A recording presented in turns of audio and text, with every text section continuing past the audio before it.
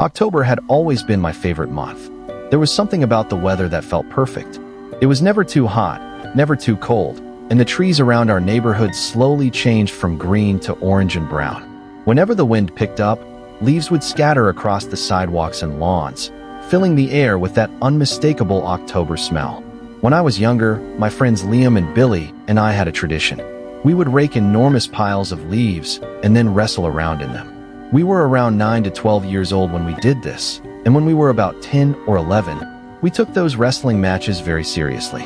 We called them our triple threat matches, and in our minds, we were basically WWE superstars. One afternoon toward the end of October, most of the leaves had already fallen. My property was the biggest of the three, so Liam and Billy came over to help me rake everything into one massive pile. It was cloudy and windy that day, and by the time we finished, it was getting late. Our house sat on a corner, with a large open space beside it that stretched toward the sidewalk.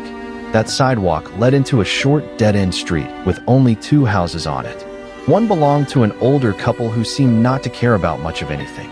Across from them was a small, disheveled house whose owner rarely, if ever, seemed to come outside. Because of that, we never worried much about being too loud. We wrestled in the leaves for maybe half an hour before getting tired. Then we went inside, grabbed a snack, and played video games. But after a while, Liam and Billy wanted to go back outside. They wanted another match. This time, they wanted a nighttime triple threat.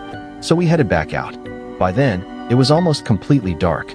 A street light at the end of the dead-end street cast enough light across our property for us to see, but everything beyond that small circle of illumination seemed swallowed by darkness. And immediately, something looked different. There seemed to be far fewer leaves in our pile than there had been earlier. We tried wrestling anyway. It didn't work.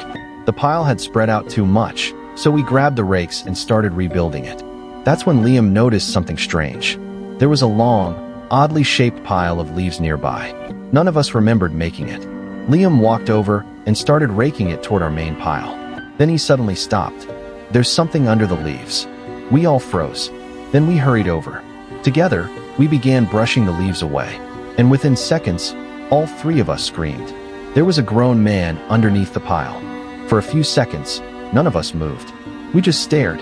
There was an adult-sized body lying beneath the leaves, and our first reaction was pure confusion. Was this some kind of prank? It was almost Halloween, after all. Maybe someone had planted something there to scare kids. But we couldn't see the man's face yet, because it was still covered by leaves. We stepped backward and looked at one another. None of us knew whether we were supposed to laugh. Liam and I eventually dared Billy to uncover the person's face. Billy slowly walked toward the body. He stopped beside it, looked back at us, and then cautiously began kicking the leaves away from where the man's face should have been. But as he moved the leaves, he realized something was wrong. The body didn't move. It wasn't soft. It wasn't even a body.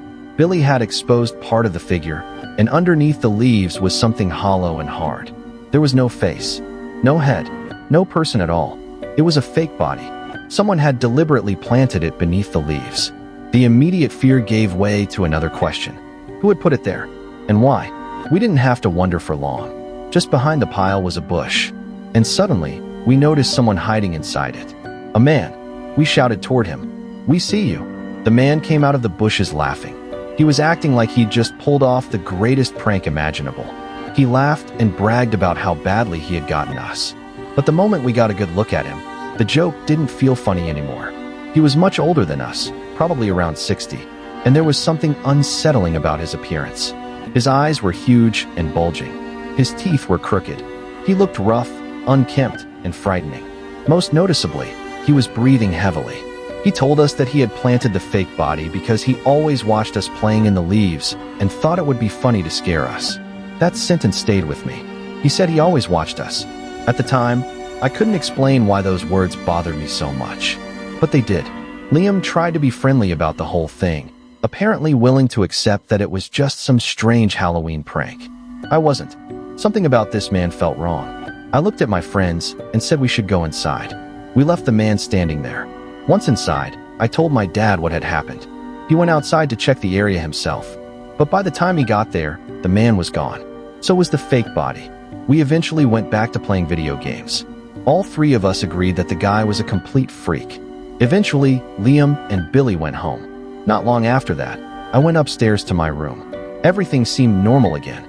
I had my window open like I usually did because I liked having the October breeze come into the room. I sat there watching television. The house was quiet. My friends were gone. The strange man was gone. Or at least, that's what I thought. Then I heard a man's voice coming from outside my window. I jumped. My attention snapped toward the window.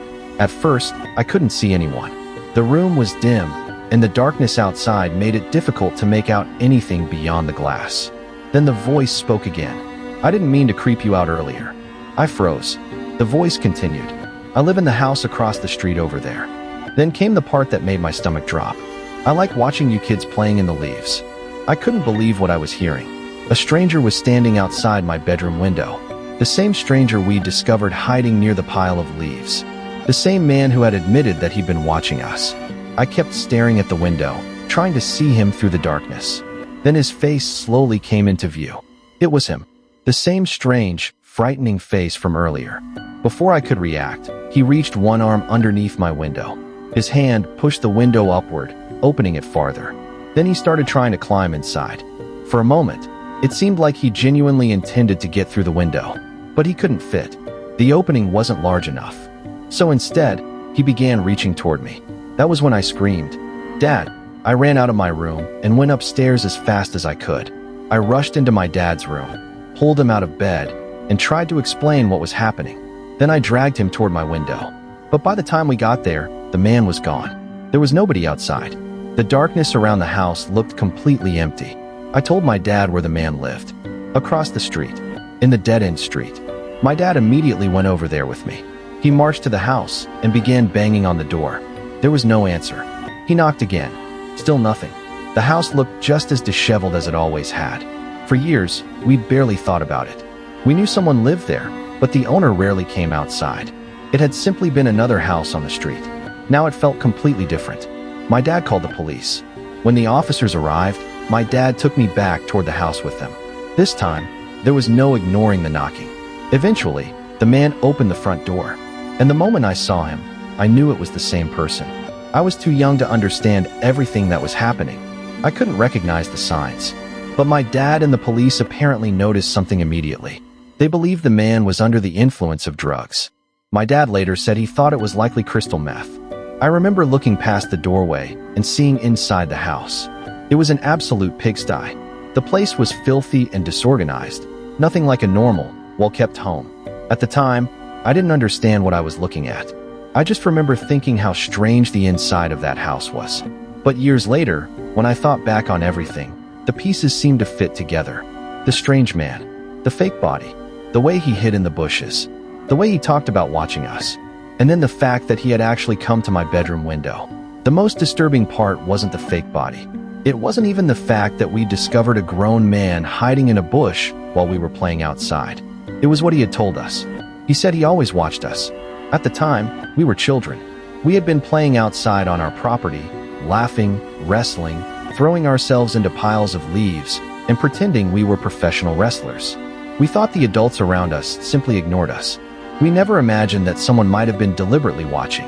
And we certainly never imagined that the person watching us would eventually come to my bedroom window. After the police confronted him, the night finally settled down. But what had happened didn't disappear from my mind. The fake body had been carefully placed beneath the leaves. The man had hidden nearby and waited for us to discover it.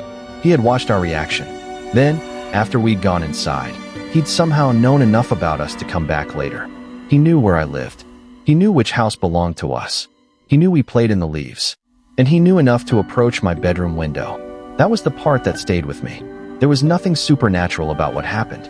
There was no mysterious creature, no ghost, no unexplained figure. There was simply a strange adult who had been watching children in his neighborhood and thought it was funny to scare them. And then he crossed a line. He went from hiding near us to appearing outside my bedroom. He went from being a creepy stranger to someone physically trying to get through my window. At that age, I didn't have the words to describe why that frightened me so much. I just knew I wanted my dad there. I wanted the door closed. I wanted the window shut. And I wanted that man nowhere near our house. Looking back, I think the location made everything easier for him. Our property was large. The dead-end street was quiet. There weren't many houses. The older couple nearby didn't seem interested in what we were doing, and the other house across the street rarely had anyone outside. We had always thought that meant we could play without being bothered. Instead, it may have meant that someone could watch without being noticed. That realization changes the memory completely. What had once been an ordinary October afternoon suddenly felt different. The leaves, the darkness, the streetlight, the empty houses, the strange pile beside ours, and the man waiting nearby. None of it seemed important until we knew who had been behind it. And even after we knew, there was still one question I couldn't get out of my head. How long had he been watching us? We had no way of knowing. He told us he always watched us playing in the leaves, but that could have meant days, weeks, or longer. We had been doing those wrestling matches for years. We'd run around outside without giving much thought to who might be nearby.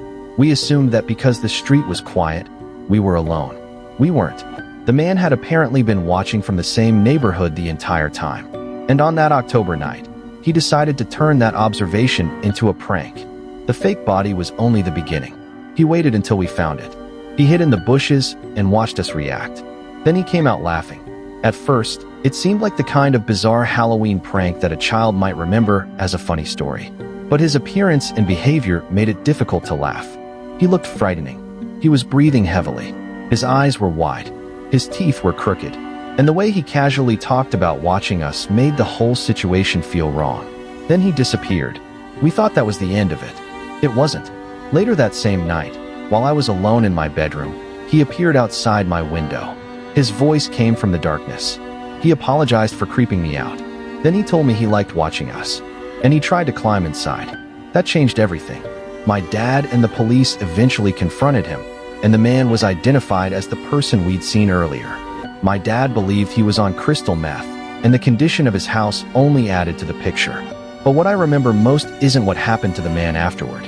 It's what happened before. A group of kids thought they were alone in their own yard. They weren't. We thought we were playing in a harmless pile of leaves. Someone had been watching us from nearby.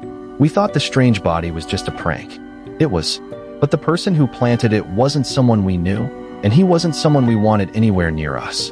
And when we finally went inside, we assumed the danger was over. Then I heard his voice outside my bedroom window. For years afterward, whenever October came around, I could still remember that night clearly.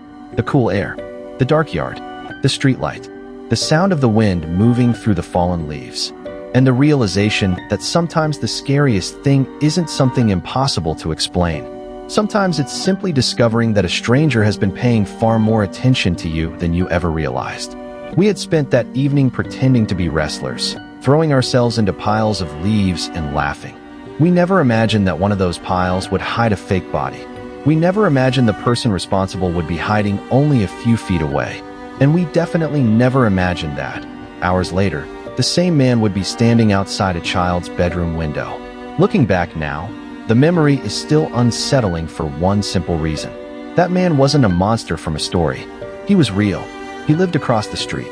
And apparently, he'd been watching us play all along.